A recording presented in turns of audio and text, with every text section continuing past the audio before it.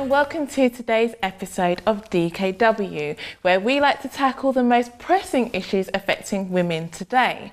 Now, we are a different kind of women because we're ourselves. We're strong, independent, and never shy of giving an opinion or two. So in today's episode, it's titled, Everyone's a Little Bit Racist. Are they?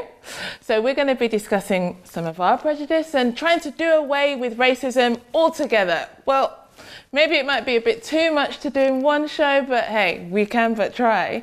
So have a look at what's coming up in the show and join us ready for our panel and the lovely DKW presenters that are joining me today.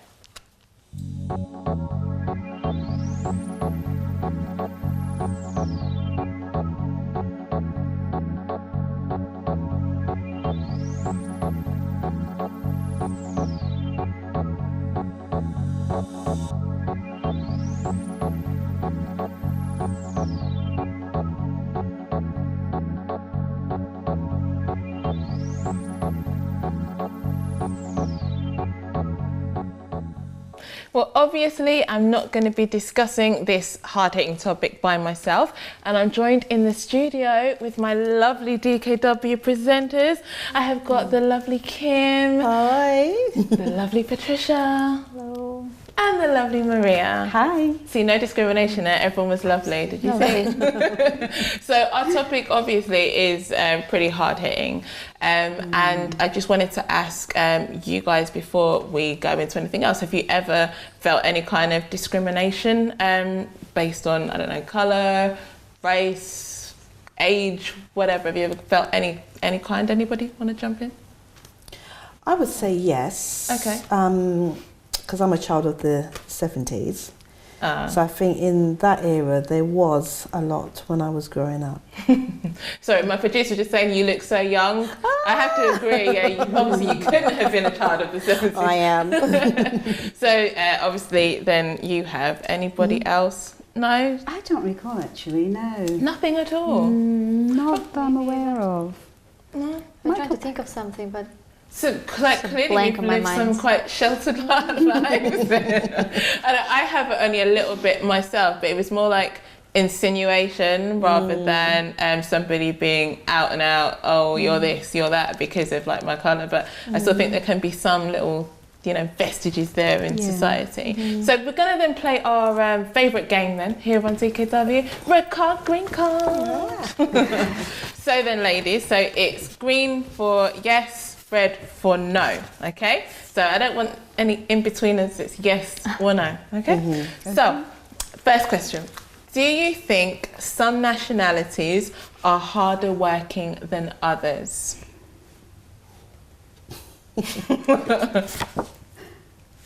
I would also say yes. Ooh, okay, explain, Maria. Go on. I don't know why I'm saying yes, to be quite honest, but I'm saying yes. I don't know why, but no, really, I don't. I just think yes. Why? I don't know. Sorry. Anyone else got maybe any examples? I just remember Chinese people and for people from the my days. Sorry, cut there. Like that part of Asia, The part of the, yes, kind they're of. very hard working. They work long hours, and it's not just the normal 7-8 hours a day. They work like 12, 16 hours a day, 24 hours if needed be. So when I think of a nationality that is really hard working, that's what I think of. Okay. And I think it's the type of work as well, because as you say, you know, I mean, even like people in some certain countries that, for me, what I'm trying to say by hard is when, you know, you see women having to carry really heavy things on their back and all these things. I mean, that's really hard working for a woman. And in some countries, you know, it is still happening. It's still happening to this day. So for me, that would be the reason why I'm saying that yes, definitely. Okie dokie. Next question. So green for yes, red for no. Do you think that some people are hereditarily, so it's in them, it's, you know, innate, are good or bad at sport? No?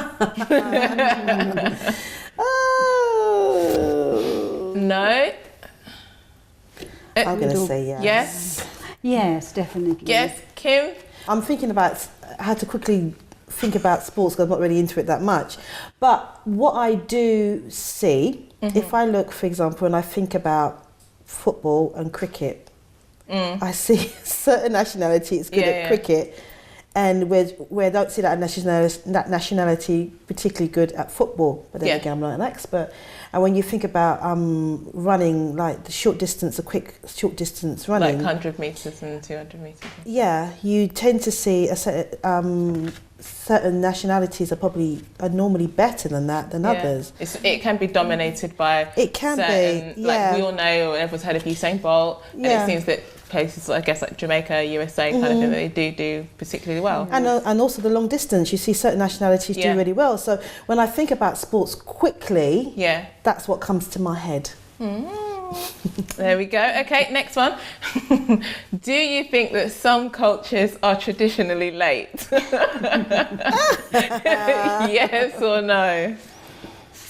No. Okay, I'm going to go with the no. Maria, no. Oh, gosh, have I been singled out now? Oh dear. You singled yourself out. God. Yes, I did, didn't I? So it's a no. Everyone is just late is late. Yeah, I think it's something that, you're late. I don't think it has anything to do with culture or anything like that. I think it's just somebody, someone who could just have overslept or whatever. But I don't think it's anything. I don't think we can actually say some do and some don't. Okay. No. Patricia? I think we do. It's not generalizing anyone, but there are certain nationalities that you think, oh, they're always late for a wedding. Even they themselves from these specific countries, they say, oh no, people from my country, if you tell them 3, they will be there at 5. So they'll put like an hour extra earlier. So it doesn't mean everyone is from their country is the same, but I think they do. Okay, and the last one, do you think intelligence is genetic?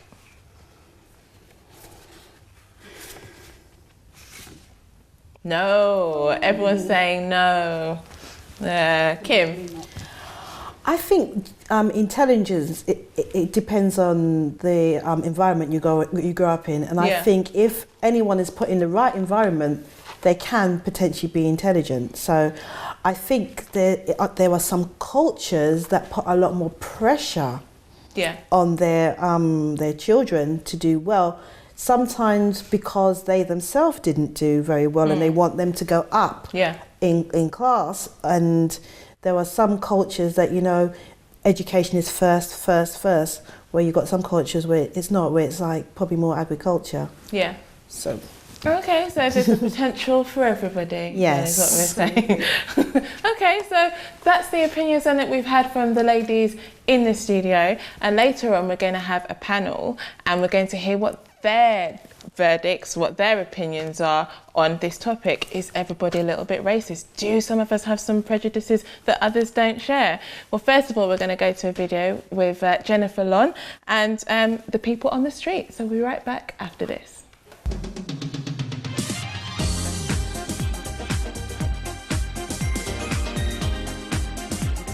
What do you think causes racial prejudice? I think a lot of it is to do with naivety and basically not an understanding of different cultures. I think racial prejudice are caused by a long history of colonialism and slavery that put in people's mind that some people were higher than others. So I think racial prejudice come from all this history. Poor education. Part of it, it's always we try to find a scientific reason why someone is better than someone else. Do you think that people should be politically correct then? Not all the time, but most of the time, yeah. Everyone should not focus on the differences, but what brings us all together. People need to be able to express their opinion, but always bear in mind of this respect and self-respect. Do you think everyone's a little bit racist? Not everyone, but if you're not happy about your situation in life, probably you want someone to blame. Some people, they don't do it. They don't say racist stuff, and I think that's a good thing because it doesn't matter what you are. It matters what's on the inside, not what's on the outside. I think a lot of it is just because you don't understand situations, maybe the way that you're brought up. But no, I don't think everyone. No. I think so. I think that everyone has a little bit of prejudice. Yes, definitely. Yeah, definitely. You grew up with that. It's yourself. It's entirely society, and to be part of it, it's in you somehow.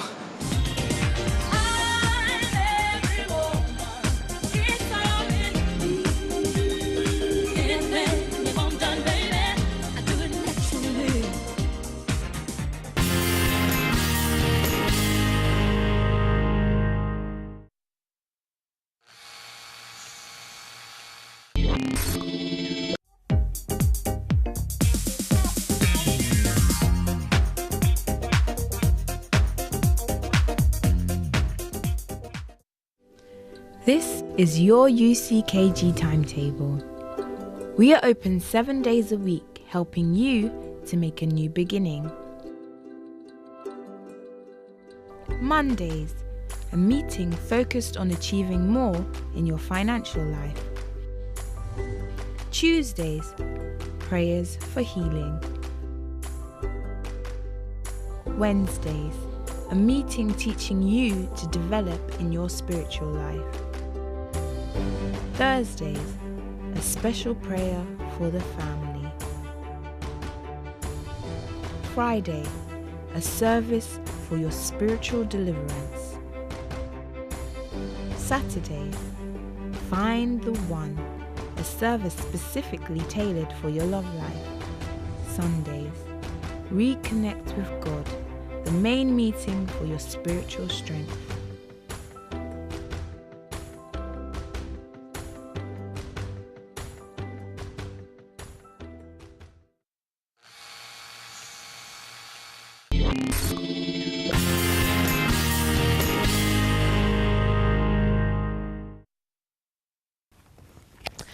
Welcome back.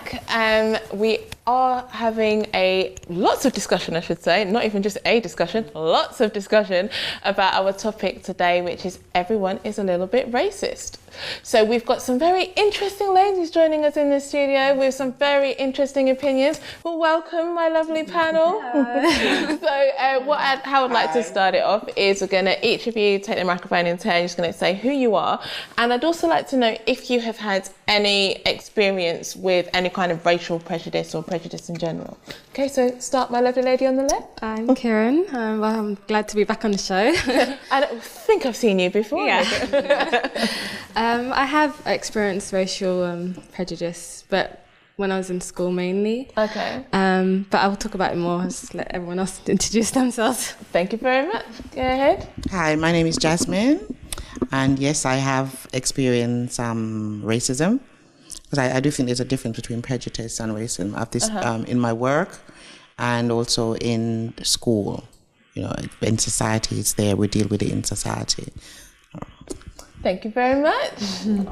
And you, what's your name? Hi, my name is Lucia, and it's really hard to say, but we all do experience it in one level or another, like when I travel, I'm an actor, so sometimes I do Bollywood or, anything really that makes money, right? Or not really, but good characters and stuff like that. And I went to Bollywood a few times and I was just harassed by guys all the time because they have preconception that women from the Western world are really easy, right? Mm-hmm. Because their culture is so old-fashioned and you can't really go out with someone unless you're serious, unless you want to marry them. So that was a bit strange. I felt a bit on the edge, So that was just one example I can think from the top of my head. Thank you very much. And on the end, last but not least, what's your name? Hi, my name is Liana, and I believe I have experienced racial prejudice before.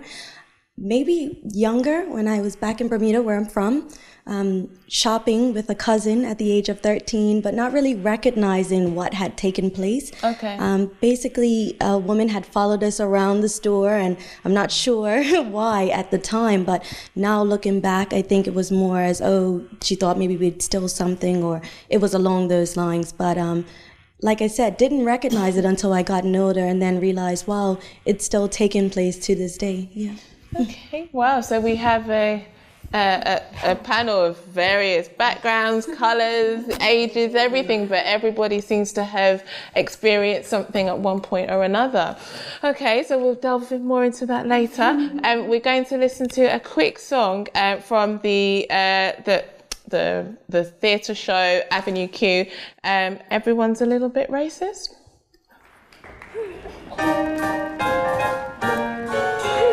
Hey, Kate Monster? Yeah? You're a monster, right? Yeah. And you know Trekkie Monster, my neighbor, he's a monster. Right. So, are you two, like, related? What? Princeton? I find that racist. Oh, well, I'm sorry, I was just asking. Well, it's a touchy subject. No, not all monsters are related. You know, you should be much more careful when you're talking about the sensitive subject of race. Yeah. Well, look who's talking. What do you mean? Well, you're the one who's always complaining because your students are always cursing. Yeah, well, they get that from Ram. You're a little bit racist. Well, you're a little bit too.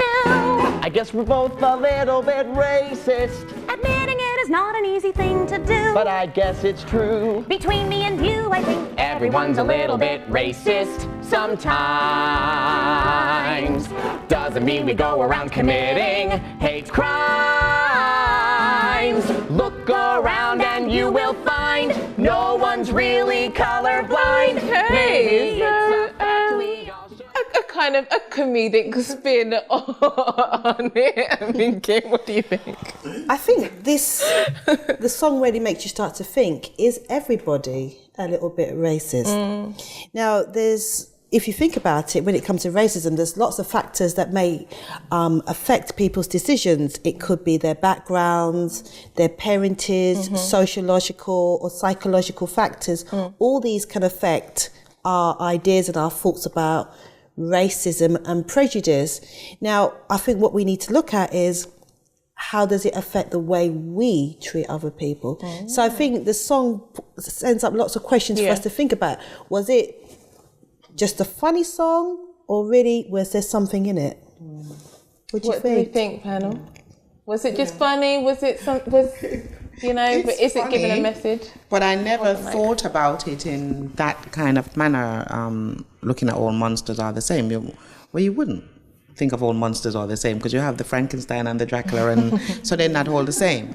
But racism is not something that it's taught. It's taught, whether it be in the school, whether it be the media, the television, or people saying things. If you live in a place where there's only one nation of people, there's only you and not one nation of people, there might not be no discrimination, no racism or anything. But the way it is today, the television, the radio, that there is so much to cause people's mind to think, I don't like that one, I don't like. You hear the media today, and it's like the discrimination against people from the Eastern European. This is the same problem that black people was going through in the 40s and 50s. It was like they're coming to take our jobs. Now we've taken the jobs, we've cleaned up the country. So now they're now on the Eastern European and the Polish, and they're taking our jobs. And those are kind of discrimination and racist attitudes. So then, panel, do you think that it's fear that drives maybe some racism, if somebody else wants to take that behind some kind of prejudice? You think it's fear of the unknown, maybe?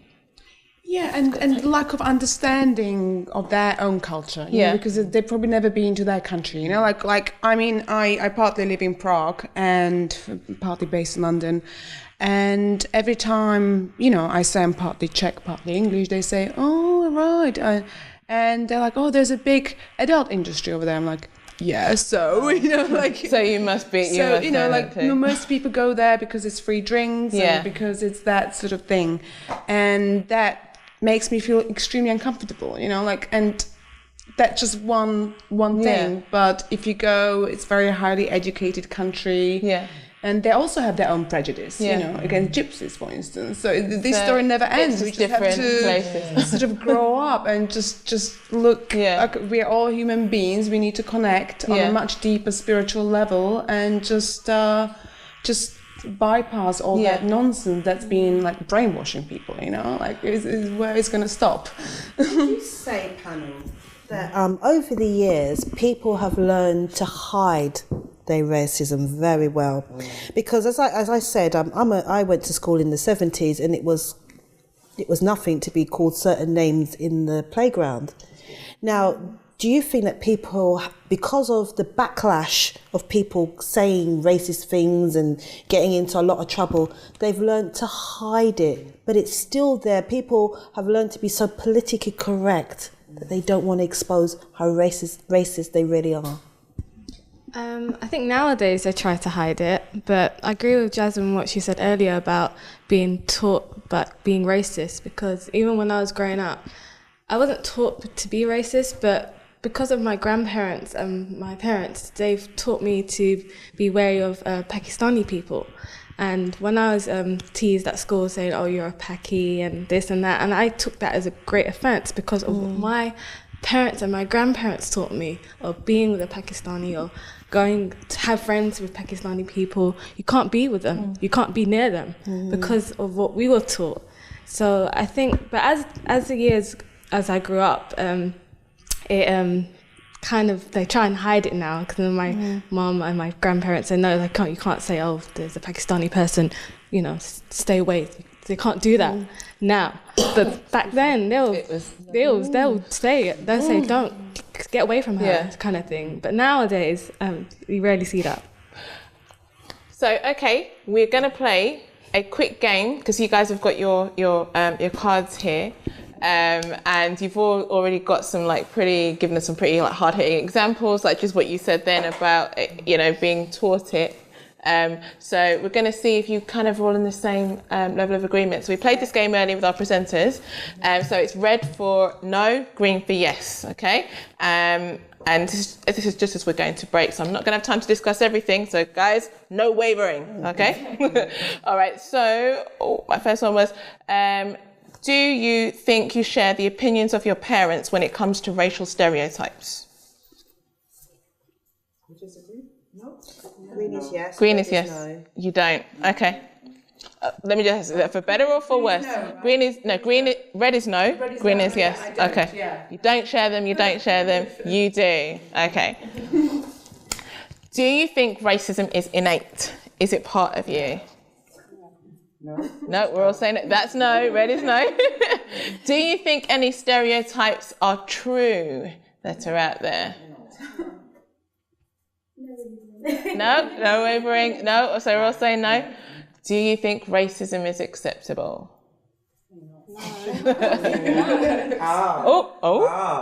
It should not be acceptable. But as said before, Kim had said before, it's hidden.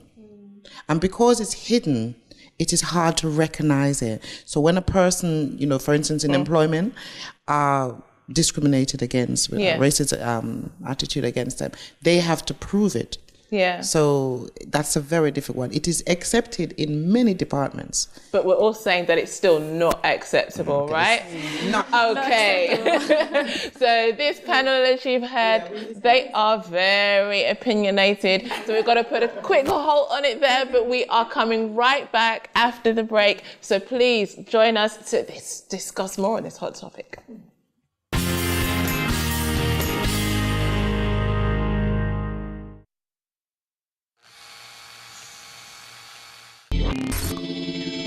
This is your UCKG timetable. We are open 7 days a week, helping you to make a new beginning. Monday, a meeting focused on achieving more in your financial life. Tuesday, prayers for healing. Wednesday, a meeting teaching you to develop in your spiritual life. Thursday, a special prayer for the family. Friday, a service for your spiritual deliverance. Saturday, Find the One, a service specifically tailored for your love life. Sunday, Reconnect with God, the main meeting for your spiritual strength.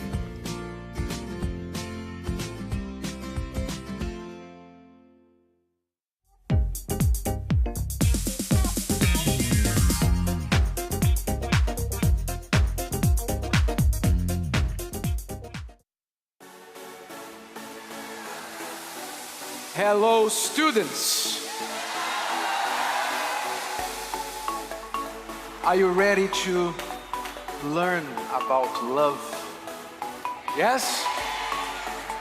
So let's learn to love intelligently. I've never seen poor people say, I hate money. You know what? Money is just a piece of paper.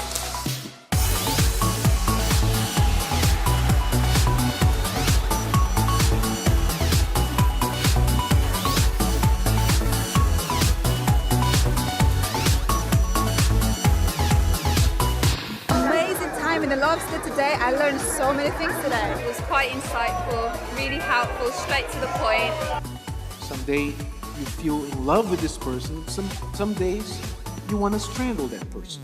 Easier said than done because you're not practicing love with your brain. Why buy the cow if you can get milk for free? She's the only woman for you in the world, and she's going to be always a happy woman, treat you well, and there will be lots of milk as well. I have the good time here. Very nice. I feel happy. It was brilliant. It was fun. I've learned a lot about love. We love Love School! If you weren't here, get the DVD, get the book, invest in your love life. Oh, you want to eat? You want food? Okay. Take us to a restaurant.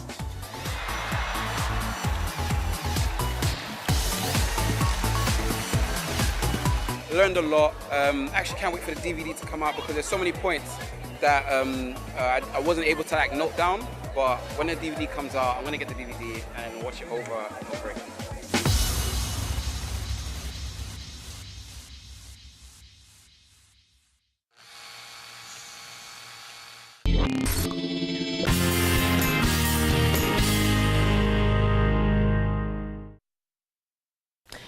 Welcome back to the show, and as you saw before the break, we almost ran out of time because these ladies have got so much to say. So before we dive back in with them, we're going to watch a video from our Jennifer Lon when she went to the red carpet screening of Selma in, I think it was in Leicester Square. So we'll watch this and we'll come right back.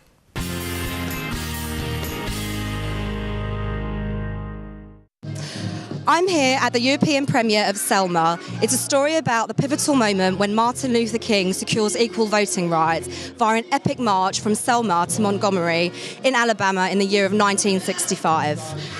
It's got stunning performances from the actor David Oyelowo and also Oprah Winfrey. So let's go and see what the cast have to say about it.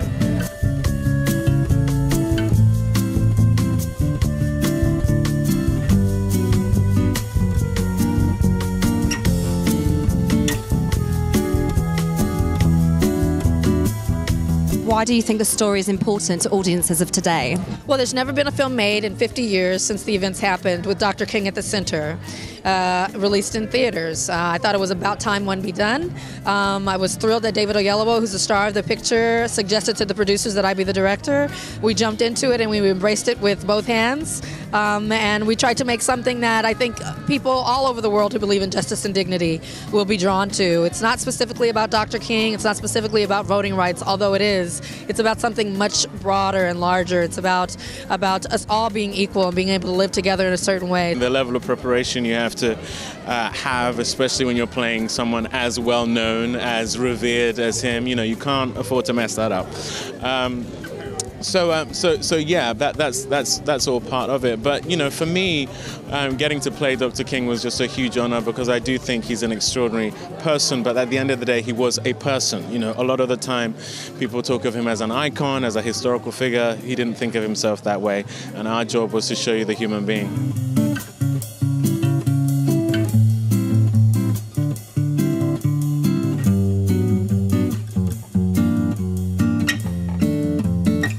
So that's it for the red carpet for Selma, the European premiere. Over and out.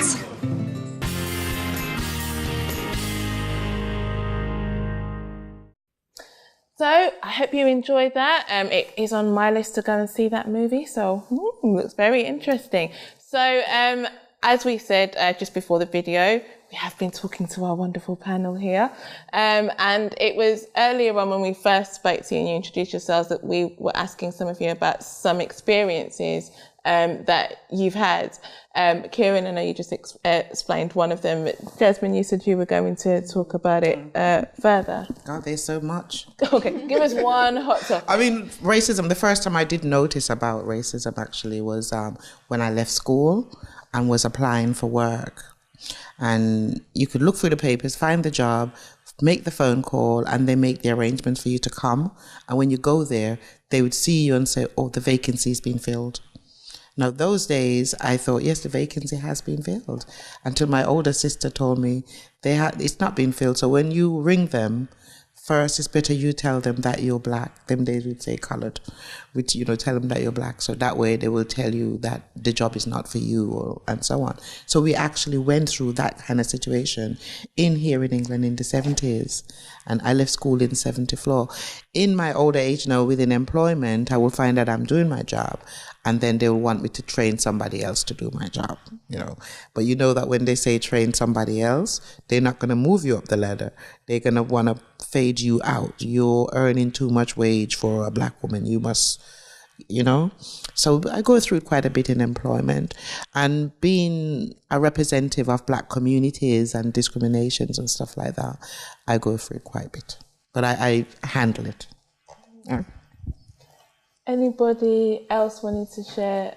I know that you've mentioned something already. Lucia? I just don't know if I'm saying it right. I don't want to. I was like, Lucia. Call me Lucy, it's easier. I want to be right. Okay, Lucia? Lucia. There we go. Yeah. So you were saying more about there's more discrimination though in your country. You were saying that they might have on for other people. First of all, I don't have any national identity. For me, as far as I'm concerned, I'm a citizen of the world. The only thing that conditions me is my accent, basically. So I mean, I'm an English citizen, and I, when you go to, let's say, Czech Republic, right? There's a huge minority issue of gypsies.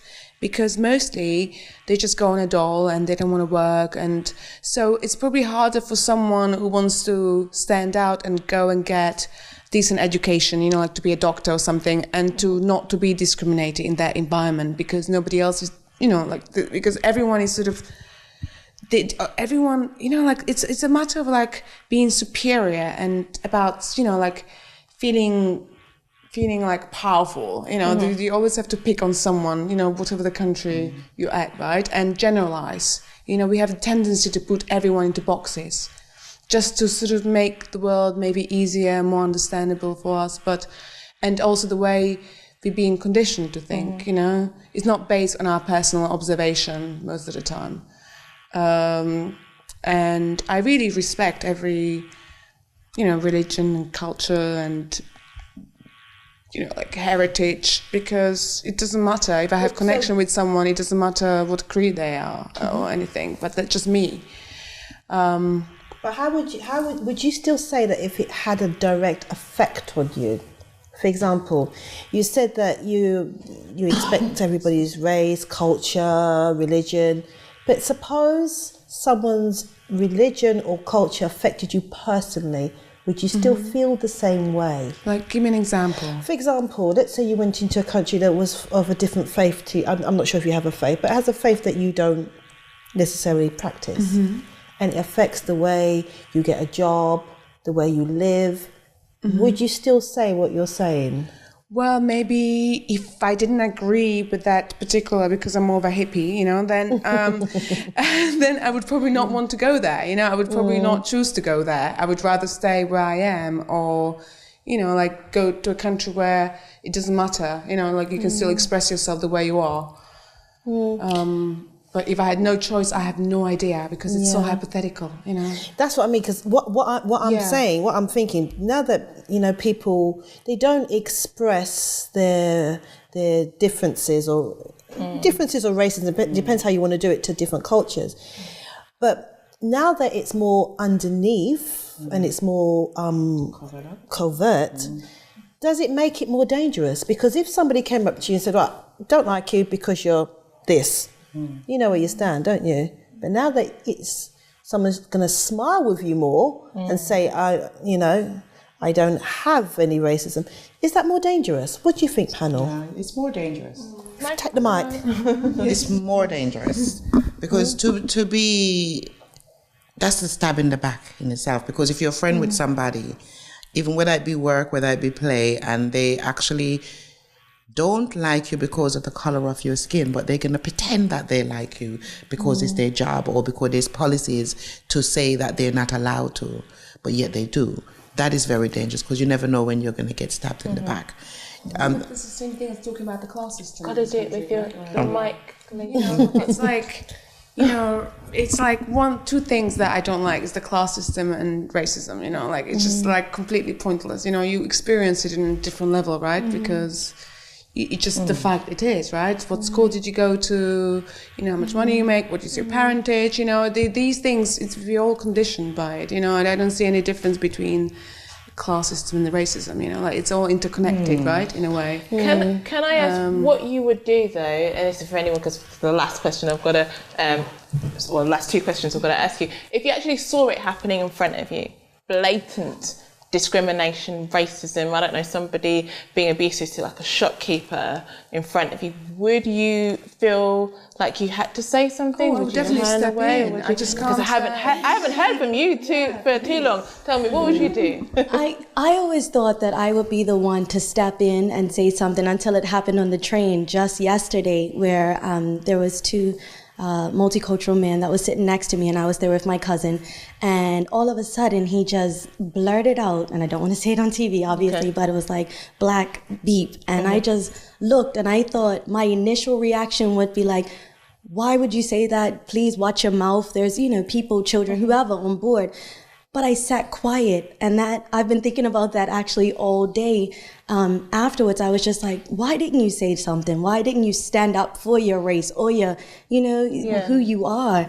And I never thought that I would actually be so silent and not say anything and actually, come out and say, I feel like I need to stand up. And like I said, I've been thinking about it now. And I said, you know what, the next time it happens, I hope I have more courage to speak out and say, you know what, that's wrong. Stop that. The way you're speaking is not accepted, because we do live in the 21st century. I mean, it's 2015. And to hear such out blatant remarks on a tube as well, with so many people around and so many different nationalities, you think like, okay, but his friend luckily did say something like, please lower your voice, that's not accepted. But I really didn't say nothing, and it frightened me to not actually have said something. Thank you for actually sharing that. But that kind of leads on to my next question, which is real quick. Do you think that culture is important when you're deciding to marry somebody, to be with somebody? Do you think that plays a part? Yep. Quickly, go on, because we've got to go to break soon. So we kind of was discussing something like that before, weren't we? I am a BOAC child. So we were discussing before, would I marry any race? Yeah. No. I would need to be, because of who I am, I would need to marry in the Rastafarian faith. And not only that, one that came in to England in the 50s, 60s and 70s, because we have a lot in common. We were brought up in Jamaica, we came to England. For me to say that I would marry another race, it's like I'm going to, either he's going to have to bend and broke to change for my ways, because I ain't changing, or vice versa. So I think race thing and mixed marriages, it's not always good. Okay, well, ladies, you've just spoken so much, and there's so much more that I think we could have spoken about. But unfortunately, we've come to the end of that segment, and then we have to go to a break. But thank you guys so much for your opinions today. So we're going to a break, and we'll be right back to see what our presenters think about this topic. Thank you.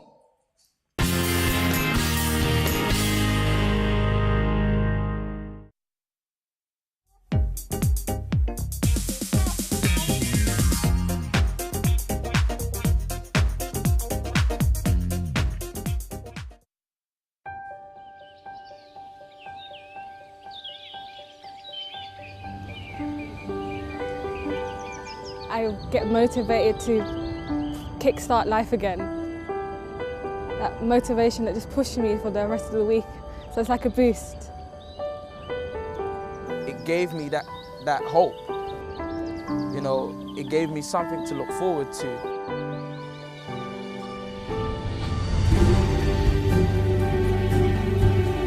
I felt welcomed. The environment, it's hard to explain, but I felt at peace. It's home. Sometimes, in order for you to get to the place that you want to be, it's important just to take that little step. They didn't judge me from what background I came from. I felt like I belonged. One of the greatest things is, you know, you get to meet new people. Maybe, hopefully, I might get to see you there.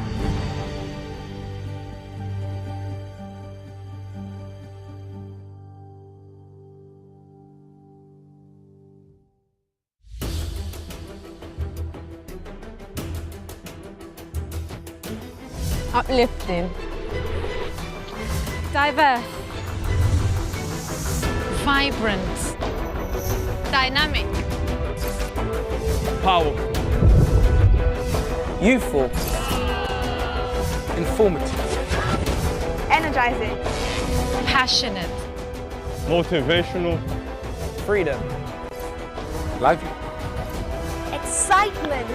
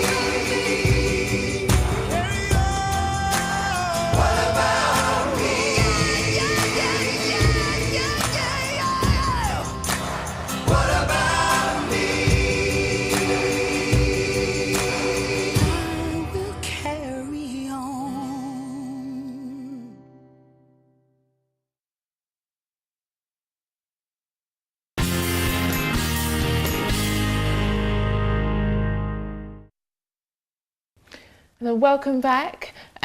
We have been discussing, as you saw before the break, with a panel, our topic, everyone's a little bit racist. And we've been listening to their very interesting opinions on that subject. Maybe you shared some of them, maybe you thought something different, but it has been a very interesting show. So ladies, just before the break with the panel, we were discussing about whether it's important to be marrying within your culture. What are your opinions on that quite hot topic? Can it be a deal breaker? Is it something that you should have really high on your agenda when you are looking for a partner? What do you think? Oh, go ahead. Patricia. I think it's definitely something you should consider. It's not something you should just put in the back of your mind and think, no, it doesn't matter. Because I think it's important. It doesn't have to be the exact same culture, the exact same country, but at least similar cultures, rather than go completely opposites. Because in the beginning, yeah, maybe you're in love and everything goes well and you compromise. Mm-hmm. But as the years go by, it's harder to keep up with that. It will eventually come into your relationship somehow. I myself, I'm married. My husband, we are from two different countries, but we speak the same language. Okay. And our cultures are quite similar, so we understand each other well. But I don't know, I think it's something that is definitely to take into account when you're looking for the right person.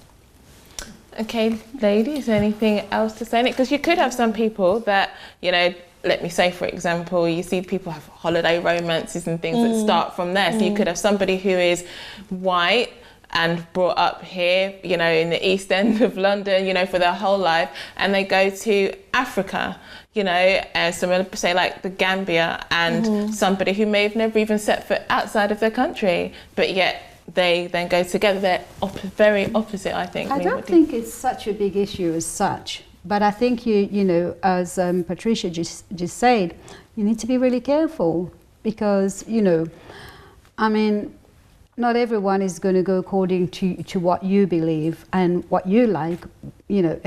Okay, for instance, let's just say food. The person may not like what you eat, but then this is what you like. You may not like what they eat, but, you know, and if the couple are not prepared to compromise, then this is going to be a really big issue. But I don't actually think that, you know, that this should be such a great thing that it becomes a huge topic, because I think it's okay. It's all right, you know. But I do understand what you said, Patricia. Oh, I agree with you. Yes. But it's like you gave the example about the food. Absolutely. In the beginning, oh yeah, no, I don't mind. I'll eat whatever you cook. Yeah, everything's fine. They're And in then a love. year goes by, 2 years go by, 3 years go by, and oh please, I'm tired. I want my mom's food. I want my, you know, my traditional food. Yeah. Yes. And I'm not saying it's a big thing that it should be the top of your list, but I think it should be considered. But there are things to be considered, definitely. Yeah, exactly. I think the flexibility with this can have to do with the age of the couple. I think if the couple are young when they get together, I think they can kind of grow into adapting to each other's cultures. Yeah. I think if the couple is an older couple and then it's a mixed culture at that point, I think that is probably a bit more difficult to deal with because people become more set in their ways and not easily able to change. Yeah. So I think if the couple is an older couple and they do a mixed culture at that point, I think would be difficult. Okay, so well, that's plenty of food for thought. I mean, have any of you ever like come across anybody that has been like these two extremes, maybe, or different cultural backgrounds? I have friends, other couples, they are from completely opposites. They speak different languages and they all have English in common. So they speak English to each other, although it's not their first language. And they get along really well. It can work. It can work. In London, we see it all the time. That's nothing in English London. with French and Italian. We're cool with that. That makes London really exciting because people do that. So it's nothing for us here in London. So I don't know what it'd be like in different countries, but in London, But I think I came across people who spoke different languages, you know, and again, that could be a barrier. But then again, English is such an easy language to learn, I think. I don't know. You think, I'm but trying to make excuses now. It is, but I do get what Olivia's saying and presenting a very balanced view. So before we conclude this topic today, we're going to watch a video and hear from an inspiring story about how somebody overcame prejudice.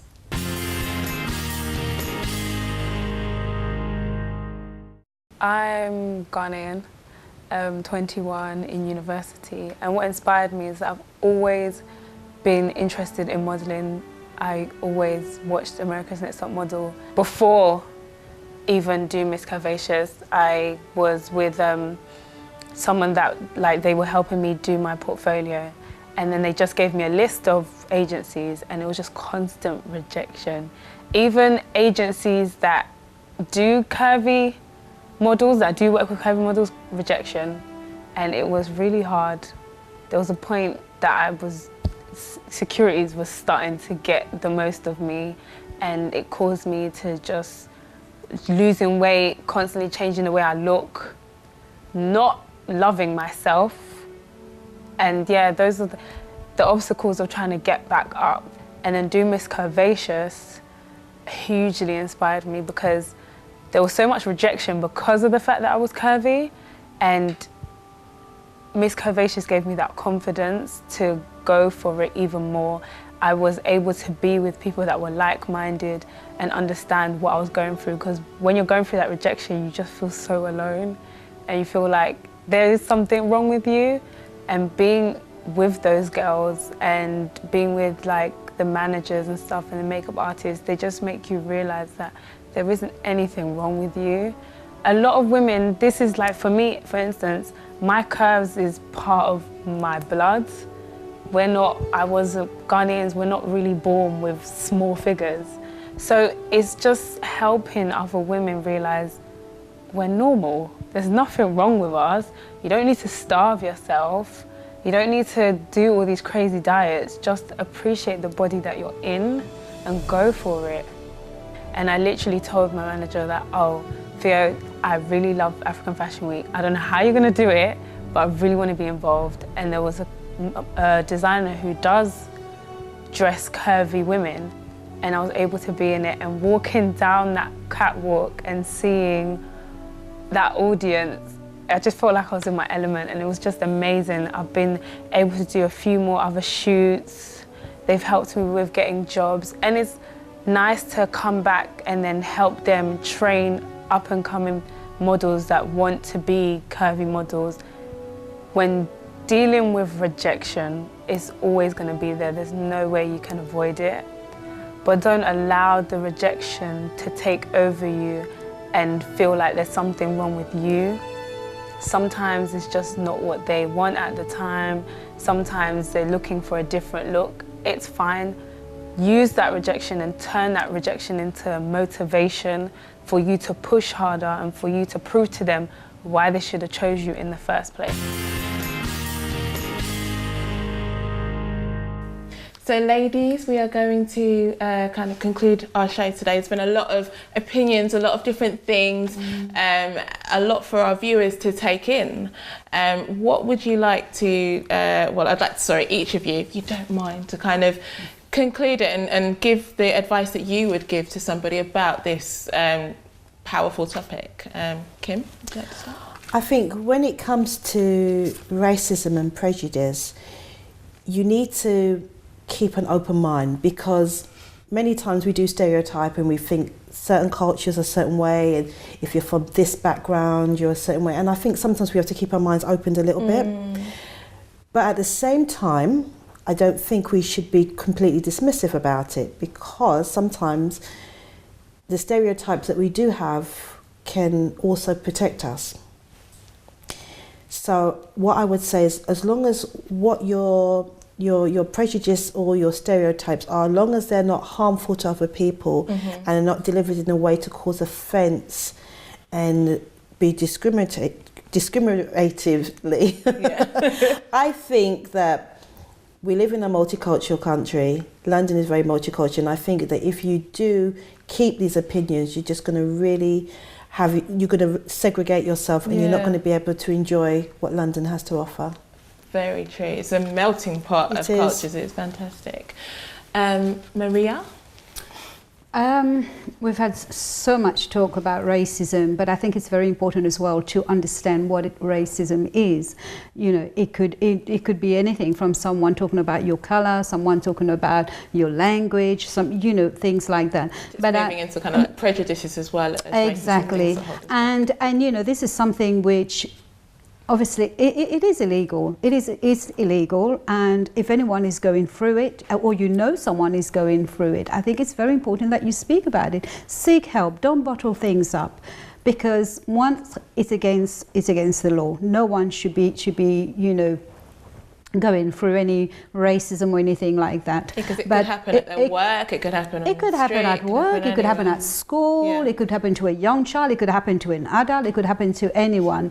But please, I would advise, speak to someone that you can trust, someone that you can, that you know. And if anything, if it gets worse, go to the police. Speak. If you can't speak in front, in the police station, ask to speak somewhere privately. But do get help. Don't just take it. And I think it all depends on how that person reacts to it as well, isn't it? Because you can be a victim of racism, of prejudice, but if you fight fire exactly with fire, both of you are going to get burned. You're not going to be able to. I don't think they should tackle it by them. I don't think, especially a young child, Lisa. You know, I don't think if a young child or anyone is being, you know, bullied, you know, about racism or anything like that, it's not a good idea to tackle it by yourself. Especially if you're a young child. Speak to someone, but don't take it in your own hands.